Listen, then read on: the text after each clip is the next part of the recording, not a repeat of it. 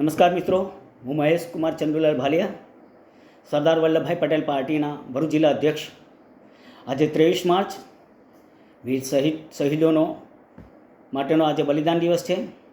મા ભારતીને હાજરી અપાવવા માટે મા ભૌમ ખાતર જેઓ હસ્તે હસ્તે પોતાની બલિદાન સ્વીકારનાર, ફાંસીને સ્વીકારનાર શહીદ વીર ભગતસિંહ, રાજગુરુ અને સુખદેવ ખુમાણી હતી એ લોકોની અંદર મા ભારતીને આઝાદી આપવા માટેની. અત્યારની સ્થિતિ જુઓ છો, ખુમાણી મા ભારતીને આઝાદી આપવા માટેની, મા ભારતીને બરબાદ કરવા માટેની અત્યારની લોકોની ખુમાણી છે.